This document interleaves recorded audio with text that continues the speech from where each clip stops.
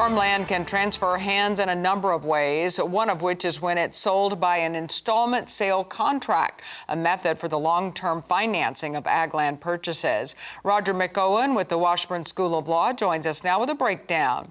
Roger, always good to have you with us. Give us an overview of these contracts and how they work. Good morning, Tammi. Good to be with you. They are a method for the long-term financing of farmland purchases, and what happens under the contract is that the buyer gets possession and equitable title, but legal title stays with the seller until you get far enough down the road where you've got enough of the principal and interest that's been paid. So what it is the seller that's financing the purchase of the land and retaining legal title until a specified amount of that principal and interest has been paid. And so the down payment on these things is usually pretty low, and that tends to help beginning farmers and others with minimal amounts of cash. And the buyer gets possession, which is what they want. They want to be able to farm that land, and that's in spite of that general rule that possession follows legal title.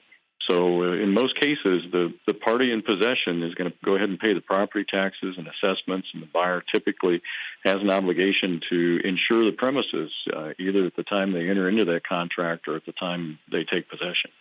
So does that mean the seller has liability for damage to the property or persons on their property while holding legal title?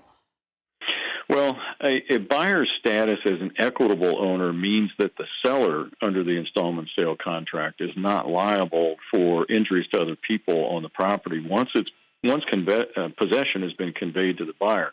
It's the buyer's possession of the property that's the key. So the party that is farming the property is the one that's responsible. The seller won't have liability generally to damage that occurs on the property or to people on the property while they're just holding legal title. Interesting. So this underscores the need for the buyer to carry insurance, though, even though the seller still has that legal title?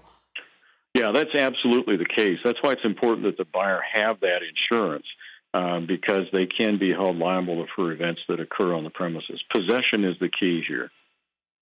All right, Roger, thank you so much for that information. That's Roger McEowen with the Washburn School of Law. Appreciate your time today.